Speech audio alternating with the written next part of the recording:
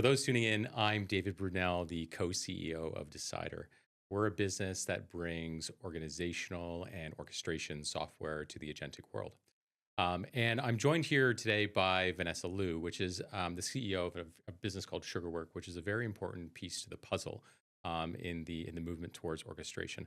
Vanessa, welcome. It's good to have you. Thank you for And having me. oh, thanks. And do you want to maybe just go a little bit more deeper into Sugarwork and tell everyone what Sugarwork's all about? Yeah, so at Sugarwork, we're obsessed with tacit knowledge, and you might be asking, what is tacit Yes, yes, knowledge, please. right? Very That's something academic. very academic. There's actually a book written by Michael Polanyi in the 1960s called The Tacit Dimension, where this whole notion of tacit knowledge comes from. But it is the knowledge in an organization that is unspoken. It's not captured. It's not documented anywhere. It runs like how the company works, how an organization works, what makes things tick. That is the tacit knowledge. And so in most companies, actually, it could be like up to like 95%, or even more is not documented. If you think about what is in systems and what is in documents, if you just think about what is in the heads of people in an organization, for small organizations which don't have an opportunity to write down or document everything, it's all in people's heads. So it's the institutional. Yeah, yeah. I liken it to my ability to build IKEA things, Yes. in the sense that I built a lot of IKEA things back in the day when I was a Right. poor student, Yeah. and I understand how to read those manuals. But Yeah. if you give it to that manual to a person who's never built anything before, Yeah. there's a lot more swear words, and it takes them a lot longer than Yes. it does me. But is that Yes. kind of a simple example of tacit knowledge? That's a great example. And you see it industry after industry. Mm, And so in book publishing, for instance, I remember I met this one publisher. He was the one that was behind Prince Harry's book.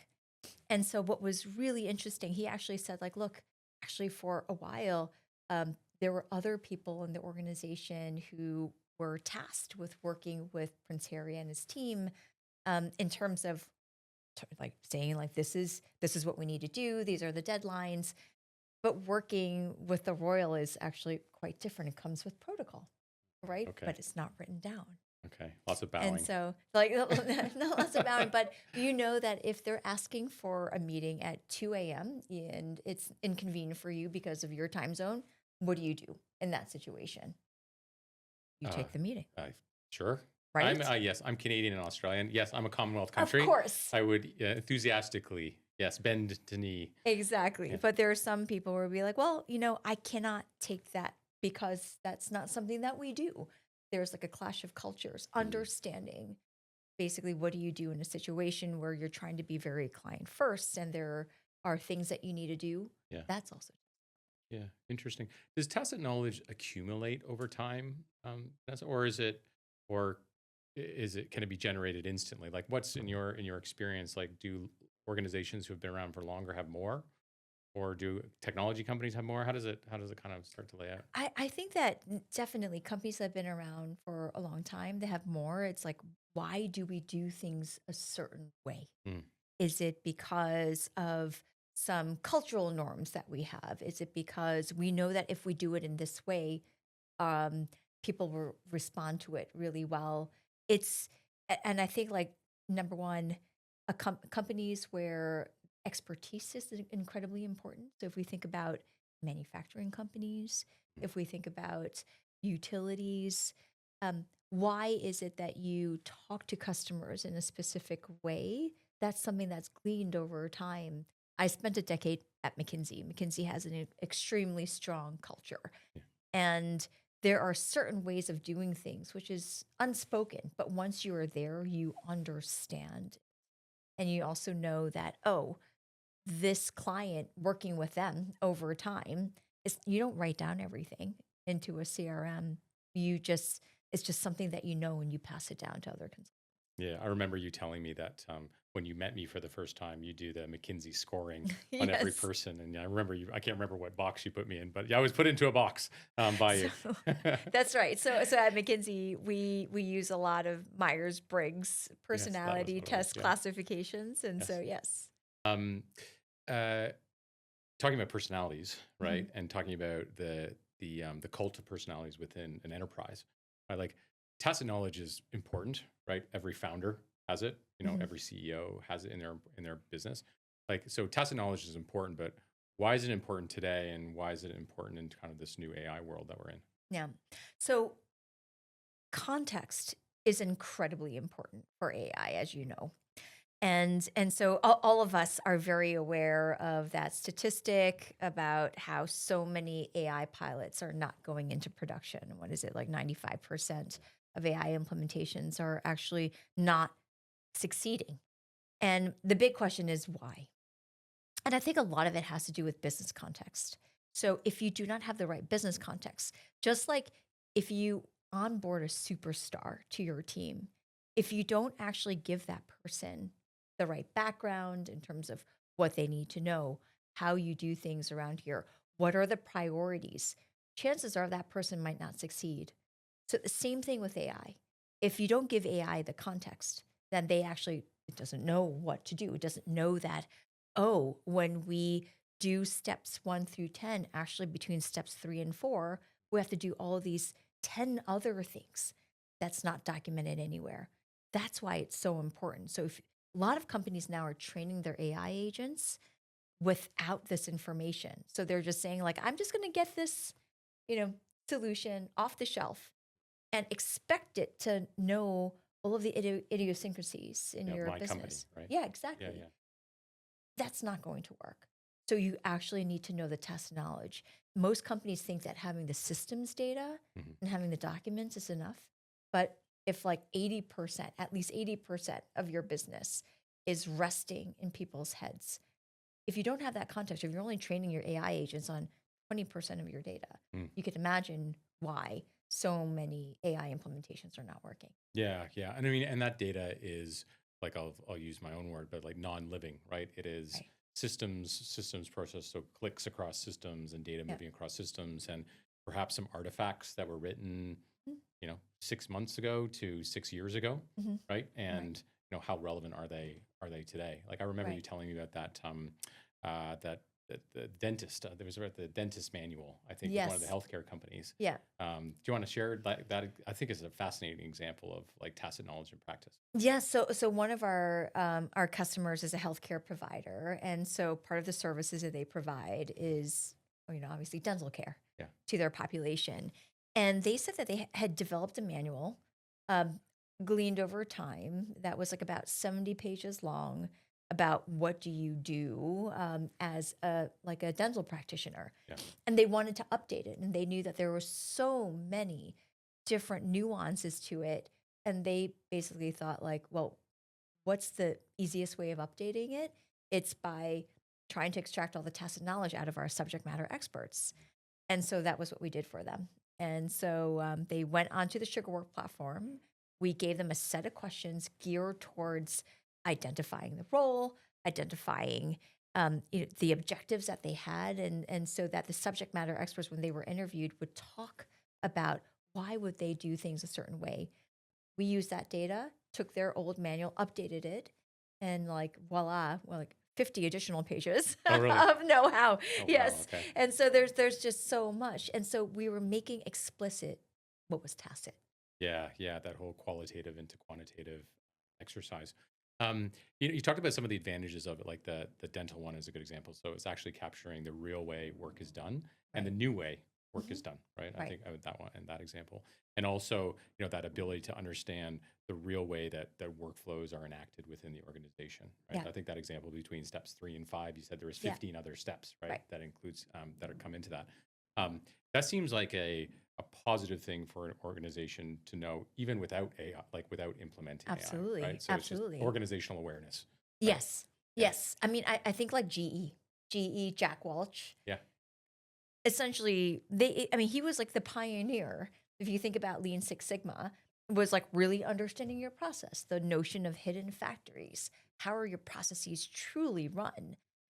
So it is something that many organizations have thought a lot about, but now generative AI is enabling organizations to unlock that type of information, to understand what are the pain points underlying the processes. I remember one of our um, one of our advisors, he was for a time CIO of a division at GE, and he spoke about this one time where in the systems data, all the processes were running really well when it came to warehousing fulfillment. But for some reason, there were still some orders that would just take a long time to be fulfilled. They're like, how could this be? We've documented it all. And so what he did was he sent a person to the warehouse and had them basically watch people to see what was happening because they're like, yes, there's a ticketing system. People would take the tickets. But what he realized was that at the end of every shift, basically people would take a ticket and be like, oh, this is a really complicated order. I'm going to set it aside. The I'm easy one. and do the easy one. I'm going to take the next ticket. Yeah. Once the new shift would come in, basically look at the really complex one, like, oh gosh, I have to do this. I'm going to take an easy one too. So that's why there were delays even though they had a system where they're like, no, our process is doing this. Well, the human side was not factored in, and it was only when they had somebody observing to see what happened, understand exactly why processes were being run in a certain way. But you think about that nowadays. That's happening across the board, even though we have very sophisticated systems. There are lots of times where you're like, well, I'm looking at a set of data. And why am I going to, like, in this one instance, make the decision versus another instance? That might not necessarily be clear. And so that's like what is, so interesting now Mm. that getting that data out is much easier than it used to be. Yeah, and that decision architecture, if I was again to use my own words about like how does an employee actually make that decision? And as a high schooler working in a warehouse on a Friday afternoon, I may have been guilty of taking the easy ticket rather than the Did you complicated. hide I'm the definitely ticket? guilty. I'm 100% guilty. Probably every day at 4:59 p.m. Before I clocked off. But if we talk about that idea about capturing the way that you make decisions, and we juxtapose that with how people are actually just letting AI make decisions for you.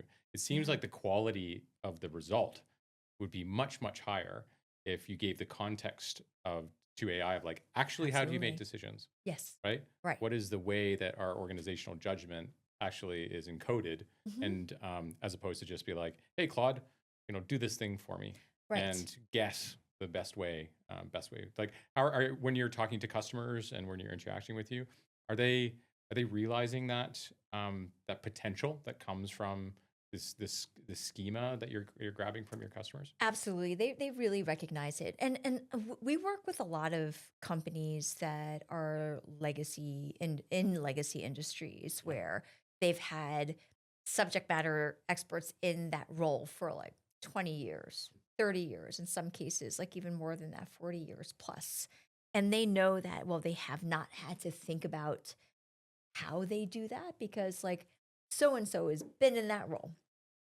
And they're realizing nowadays because, like, in addition to what's happening in AI, there's a demographic shift that's happening around us. Mm, So the silver tsunami. yes. Um, What a great term. yeah, it is. It is. I think about baby boomers. I think about Gen Xers and where they're, the stats. Like we're still in the midst of the fact that every single day, at least in the U.S., 10,000 baby boomers are retiring every single day. Think about all the knowledge that they've had, and also think about their careers where in their lifetimes, like doing two or three different careers was the norm. Nowadays, if you look at millennials, if you look at, Gen Zs, like they switch roles every single year, every 2 years. And so that knowledge, companies are already feeling the they've seen that their operations are crippled. I remember there was this one customer who said when I was at SAP, they were like, we lost the only person who knew how to operate the material ledger software that you sold us. What was their solution? Like they were like, we can't operate. Mm. They had to hire a consulting firm and pay them $1 million overnight to be taught how to use it again. And so those costly, like, mistakes, not a mistake, but like a costly situation arose because they were not prepared. So a lot of the companies that we speak to, they're like, yes, when we talk about how their operations could be crippled without knowing that information, like, yes, we've seen that. happen again and again and again. Yeah, yeah, And so we want to do something about it. yeah. So it almost feels like sugar work can be used in both like offensive capabilities, meaning that you're able to discover and optimize based on the real way work's done. But it's like what I'm hearing is there's a defensive opportunity that comes from sugar work that you're like, have you had any, and maybe confirm this for me, but like, Hmm. have you had any instances where you've discovered that there is a single point of failure and that it's Many Doug times. or Right. Beverly Right. in this department, Many which literally times. sits in a workflow area that can essentially stop the whole business. Yes. Yes. Yes. Many times. I think like sometimes companies themselves are very surprised about the additional single points of failure that they Yeah. have. And it's they know that there might be a couple of in there. Yeah. And then once we're able to map these processes, they understand like, oh, this is why we're getting these delays. It's Mm. because of the fact that when they track back to all of the baton handoffs, that there's someone who is in the beginning of the baton handoffs in like a 9 department handoff process who's not aware that like sitting on something for 5 extra days might mean a 3 month delay down the road when it comes to like a commercialization process, for instance. Yeah. Yeah. If we take like we talk about businesses in general, we talk about tacit knowledge capture now. I mean, we just ran at Decider our AI readiness index Yeah. for the second time in Australia and for the first time in the US and Singapore. And like from our research through Nature, which is a third party research firm that we use to run the research, is it's quite striking. It says like well over 80% of businesses have delays happening in their companies because too few people know actually how work is done. Like, are you surprised by that? Not surprised at all. Yeah. I'm not surprised at all. I think that companies have, this is almost like the cost of doing business Mm. for companies for the longest time. And I think like now people are realizing, wait a second, yes, we want to take advantage of new technology tools like in the form of AI. Yeah. That now that there's like a way of addressing that typical cost of business. I've done work in the past where it's like typically a company if you lose like an experienced person, it's not just the replacement cost, it's also the lost innovation, the lost relationships, um, just like all of the lost know-how. It could be like up to like on average, Mm.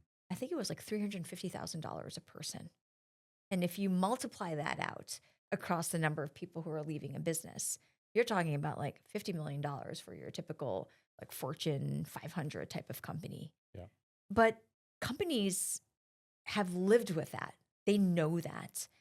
And now in AI, if you can codify that knowledge, if you can use that Mhm. so that you can enhance and augment the work that your company does, Mhm. that is productivity gains that you can get significantly. I mean, we're talking about like, 5xing, 10xing your productivity if you have that knowledge.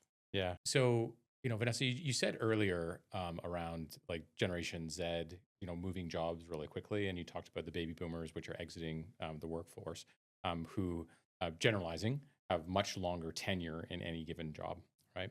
And we both read the book about the 10,000 hours, right? And like Right. becoming a true expert. And so where my mind goes is, well, there's kind of a double problem for businesses.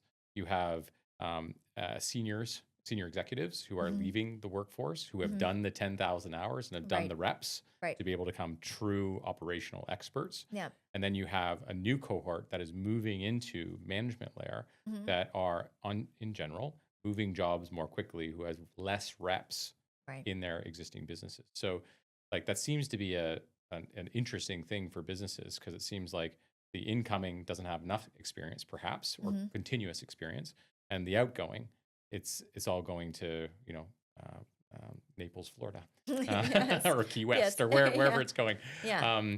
Like, how expensive do you think it is? Like, as it's coming for businesses, like, what's the risk or gain that if businesses start to really capture their tacit knowledge? So if they don't capture their tacit knowledge, we're already seeing in AI implementations, if Yeah, 95% of AI implementations are not yeah, don't working, I work. mean, we're talking about hundreds of millions of dollars for some like individual companies that Yeah. they're spending. Yeah. If those fail, that's a very, very costly mistake. Mm. And so getting this information is not only critical from like a risk mitigation standpoint, but also in anything that you're trying to do from an AI angle, you're going to need to make that investment to get the right business context. Hmm. And I've spoken to so many like boards now, but also very interestingly, AI implementation companies Mm. who started turning to us to say, so interesting that you're capturing tacit knowledge. That's where we're getting stuck. The companies that we're working with, they know they want to implement AI. And their question is, where should we start? You know, these AI implementation firms are like, we have a team of engineers. We're like, we're not consultants. We don't know. You have to figure it out. Come and talk to us once you've figured it out. Yes. And like what I'm saying now to companies and to these AI implementation firms are like, hey, let's partner up together because you should be saying to your these companies that you're speaking to, map first what is going on in the company. Yeah. Figure out where the pain points are. I talk all the time about my time when I was at McKinsey, where we would walk down the hallways armed with interview guides as young consultants Yeah. to find like the big ideas for those companies. And I remember the first time I did that, and we packaged up really nicely all these great ideas that were generated from our interviews. And of course, we had like a few McKinsey experts also offer additional ideas. But I remember a lot of it, like a bulk of what we recommended, were just gleaned from the interviews with people in the company. And I remember thinking, like, you know, presenting it to the boards and the management teams were like, this is amazing. I just thought, but you had this. You could have done this yourself. Yeah. Like, why didn't you do that? You had all of this in your midst. That's a huge miss. I mean, think about the company that misses that product Mm. opportunity because they were not spending enough time like understanding what was around the corner Mm. or what people know. I think like that's like what's been so fascinating when we apply sugar work to a company. People know what the issues are. They know what the pain points are. And it's more about being able to synthesize it so you can make sense of it. Yeah. And ask the right questions, right? Because that's a Asking the right critical, questions. I'd say, element of the sugar work technology is Yes. it's questions that are backed by science to actually extract tacit knowledge, right? So you can't just Yes. like, there's a McKinsey way. You had 10 years of training, and the Right. McKinsey way of extracting tacit knowledge, which is one method. Yeah. Um, but like the sugar work platform is built on fundamental science, right? We built this on this whole school of thought around how do you do smart questioning. And so there's this HBS professor emeritus, Dorothy Leonard, who wrote a book called Critical Knowledge Transfer. And I remember this was around like 2021. I was still at SAP, and it was like we were talking to customers during the height of the pandemic about what are some of the issues that you're facing. And I remember so many of our customers were facing this issue of like, we're losing subject matter experts. They're taking early retirements.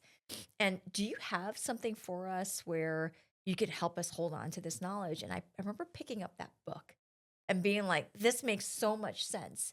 And she developed a methodology to create smart questions to draw things out of subject matter experts. Because a lot of the times, if I were to ask you, DC, because you're like an incredible like sales leader, how do you know when a lead is about to convert? Yes. I call it my spidey sense. Your spidey sense, Yes. right? Yes. And it's Developed over really many failures. Yes. yes, but like it's very hard for you probably now to articulate it, right? And I talk about all the time, like the scenario of having an experienced firefighter also alongside a rookie firefighter trying to put out a fire Yeah. in like a burning house, where the rookie is like oh flames here, I got to put this out over here, and the senior firefighter all of a sudden is like, we got to get out of here. This house is about to collapse. The rookie is like, how do you know that? Spidey sense Yeah. is Yeah. probably going to be the answer, right? But the rookie doesn't know exactly what questions to ask to piece that. Like, what are you hearing? What are you seeing? What do you smell? Tell me when that last happened. What did you see that made you realize that? Piecing things out like that takes structure. It takes asking the right questions. Mm. And it's not something that's very natural. Like in a normal conversation, if I were to be asking you, like your spidey sense, I would probably be like, oh, okay, fine. Yeah. Okay, and the next time happens, what is it again? It's like your spidey sense. Like, tell me a little bit more about that. We have to piece that out. And so that's why, even though like our platform is based on recording conversations, it's not about recording any old conversation. Yeah. It's about recording very structured conversations where you're drawing out those insights. Yeah, I get it. As a sales focused leader, like when I'm in a meeting with someone, the Yeah. psychological, like the physiological response from a person I'm looking for, right? Right. Their pupils dilating, them moving in their chair, them leaning into things, and so like Yeah. again, now that you're getting me thinking about it, like I actually Yeah. can articulate those things, and when a deal's at risk, right? Hmm. And the famous saying, "Time kills all deals." Well, Yeah. what does that actually mean, Right. right? In context to the organization, or context into the pipeline, or context into that person who may be leaving, Right. right? Right. And making sure that that deal is signed before they move on or are promoted into those other things. Like those are that's in French it's called je ne sais quoi, which is the uncharacterizable thing, right? Right. Which seems like sugar work can start to elicit, right, with the right questions. Right. Mm. Right. Vanessa, you and I just came from a well-attended webinar. We had Mhm. hundreds of people online, and we had a full house here in Sydney on agentic sovereignty, which seems to be, I wouldn't call it like the term du jour at the moment, but it's an emerging kind of word that people are starting to understand. Right. And I think it's interesting. Sovereignty is, I think, not well understood by everybody. I think people are familiar with data sovereignty, like where Mhm. your data sits, and the foundation models are out there talking about inference sovereignty, or where Mhm. the thinking happens, right? Whether that's in country or out of country. But we talked about during the day about this concept of like agentic sovereignty, and how the judgment within your organization needs to be protected. The way that you do things needs to Right. be protected. Um, I think sugarwork plays a really fascinating role in starting to capture that with what we've been talking about today, right? Mhm. And I think I had a slide up on the screen which has said like the process becomes the product, Mhm. and what I'm hearing today is that if sugarwork captures the process, the real process, that seems to be quite valuable. I mean, what's your take on sovereignty in general, and then specifically like how does sugarwork fit into that? Well, I mean, you and I have been a part of companies that specialize in this. I mean, when we first met, you were at Appen leading advanced research. I happen to have just joined the board at that time, and now I'm chair of Appen. But like Appen, like companies like Mercor and Surge and Scale AI are in the business of finding data so that companies like can label it and to sell it to the frontier models, right? There's a huge value to expertise. We're That's seeing that 10 right billion, now. I think those companies are valued at the moment, right? Exactly. That means it's hundreds of millions of dollars in ARR Yes. that's just appeared out of nowhere, Yes. right? And I mean, think about what has happened in of course, like in coding. And think about all of the data that was required so the cloud code could work. Mm. It was getting a lot of very experienced engineers to basically go on and say, these are the judgment calls that we make. This is how we do things. This is how you basically code things like really elegantly and efficiently. That's incredibly valuable data. Now, if we think about what makes a company competitive, Hmm. if technology is no longer the true moat, it's really the data that is in the company that is the true moat. So you want to make sure you're protecting that. Hmm. You want to make sure that the subject matter experts that in the past you're like, oh, it's a cost of doing business. They're walking out the door. Yeah. You want to hold on to that because that is what makes you distinctive, like versus your competitor. So, just thinking about just like how, like, I love boba teas. And so what makes like one They boba are tea, delicious. they're really, really tasty. But what makes one more delicious than another, or one chain Yes. of boba companies like better than other? It's like how they bring it to you, the flavors that they get, all of that. That's like know-how. That's very, very Boba easily, yeah, the diameter. boba diameter. But then if you think about it, what makes that company distinctive is like how are they bringing a Yeah. product to the market? how quickly are they responding to customers? That's special know-how. Hmm. And if you think about Toyota, right? And Toyota really got things down incredibly well in terms of like, this is how we do continuous improvement at a minuscule level. That continuous improvement of like 1% better here, 1% better there. That made them super distinctive. And this is like what so many companies have tried to copy and emulate. That is, when I'm thinking about sovereignty nowadays and data sovereignty and what companies should be thinking about, they want to make sure that that is not being basically taken over by the models, Yeah, yeah. right? I mean, and on that, I mean, I think it's the inconvenient truth that a lot of people don't realize that this, what they appears to be highly intelligent AI, is actually built on the backs of millions of humans, right? Right. Training it. Training. And that's gone from any human Yeah. to investment bankers, to PhDs, to mathematicians, to engineers, right? Right. Which these, Surge AI and Mercor are actually finding and then supplying to the foundation models.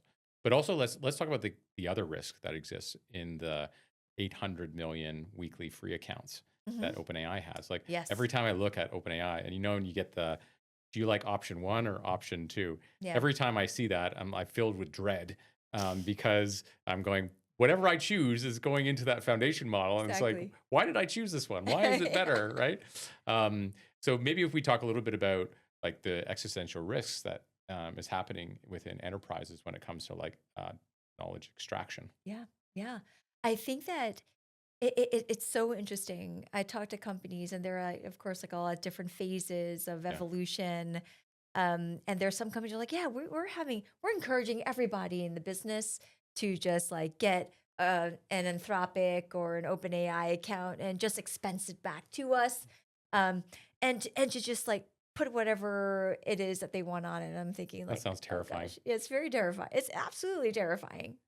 So scary because over time they're going to really understand what makes your company tick, Yeah. and to really replicate, that 1% Yes. type of advantage that you had, that multiplies, that atomic type of advantage multiplies into a huge advantage, is going to be all whittled away. Yeah, yeah. I mean, we just saw it over the weekend with Yep. Claude Design, right? Come Right.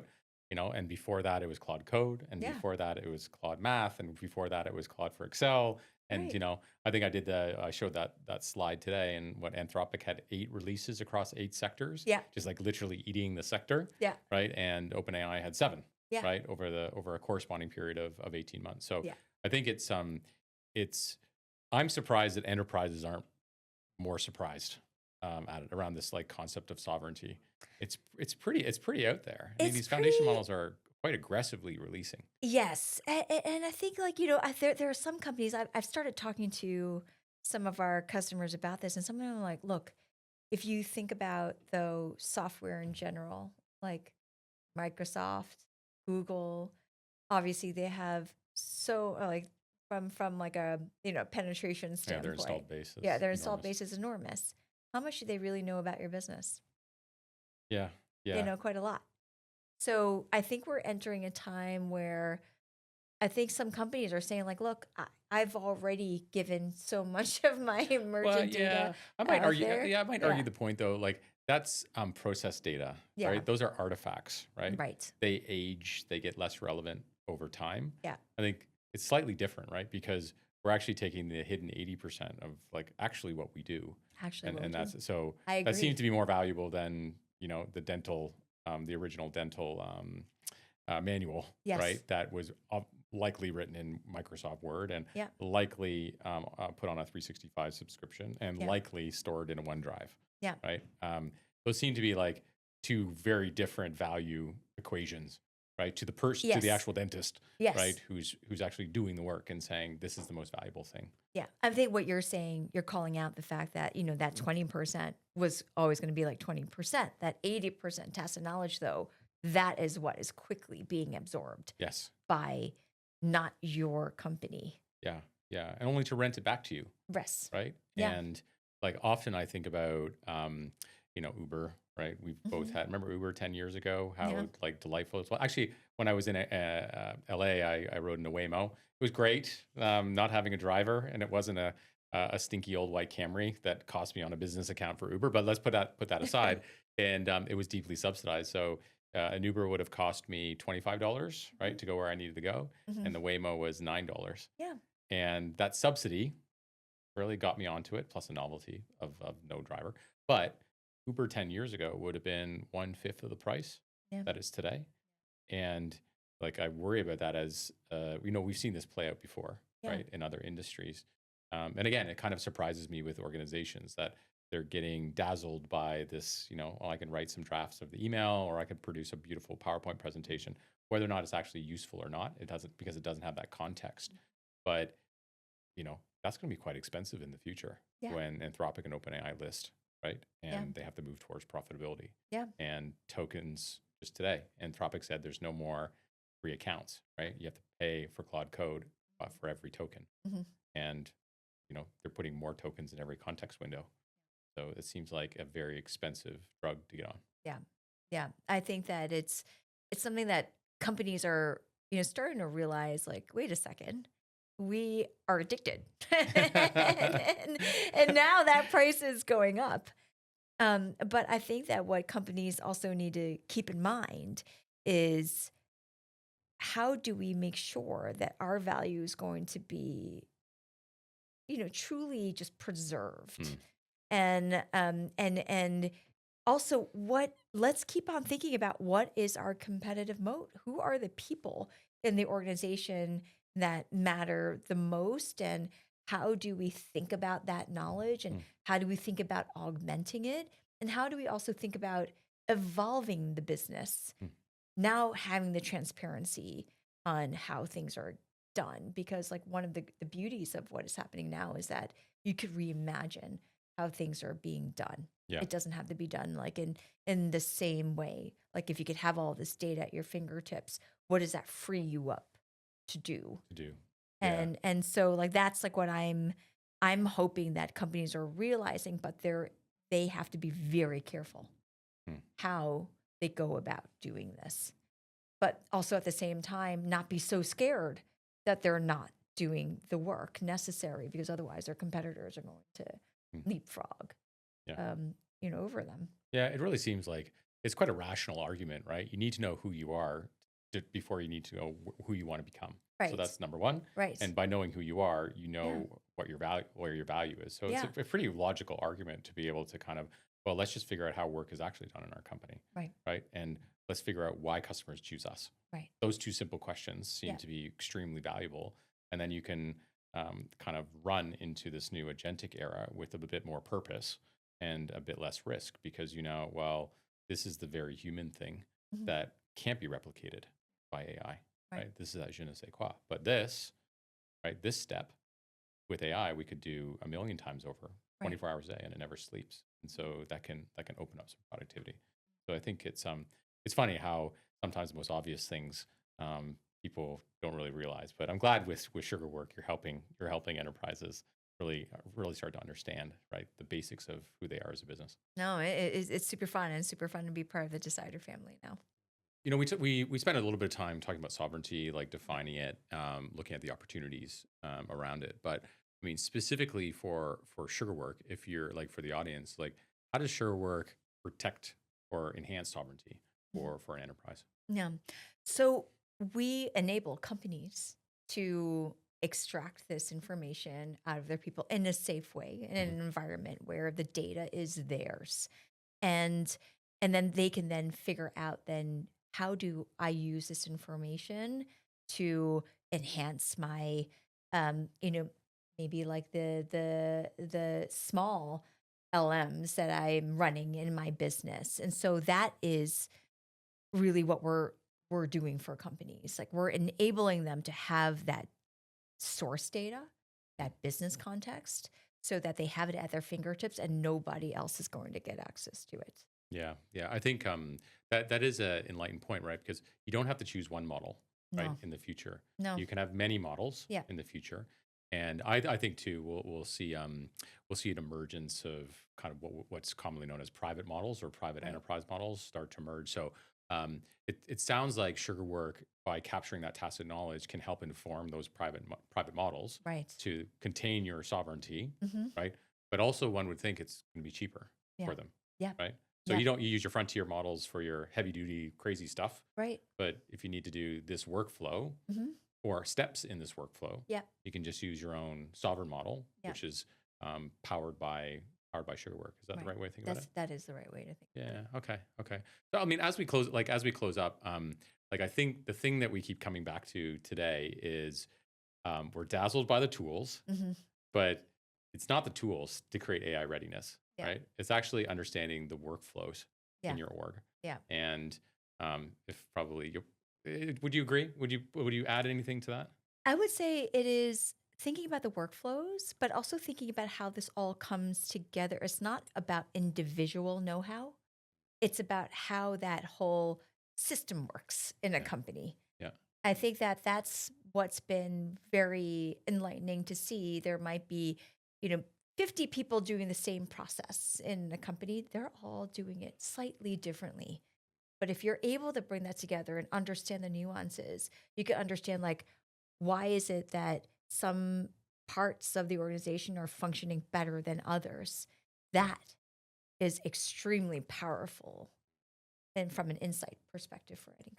Yeah, I bet as a sales leader, I'd love to know the differences, the nuances between, salesperson A versus Exactly. salesperson B versus territory A versus territory B, Yeah, even right? though their processes and workflows are probably Yeah. similar, Yeah. those tweaks make them different. Yes. Yeah, yeah, Yeah. absolutely. Well, it sounds like SugarWork is really addressing this kind of emerging opportunity for sovereign enterprises. So again, I'm so excited to have you part of the Decider group. I You. think that SugarWork is a remarkable business. You're a remarkable leader, Vanessa. And also, like, just touching on and finishing up for today, like, we did just release this AI readiness index across America, Mhm. Singapore, and for the second kind of run or cycle within Australia. So for anyone who wants to dive a little bit deeper into SugarWork, you can go to sugarwork.com or via Decider AI. And in both of those areas, you'll be able to, for free, just download the latest index and really see where your sector, whether are a small business, medium size, or a big Fortune 50 company, um, where you are on your journey of readiness. And for everyone listening in, I would highly recommend that get a little sugar in your organization because it seems like there'll be tremendous value. It's actually opposite, because you Yes, want to increase the sugar in exactly. organizations. That's exactly right. Okay, well, thank you, Vanessa, for joining us Thank today, you. and Thank you thanks so everyone much, for David. watching.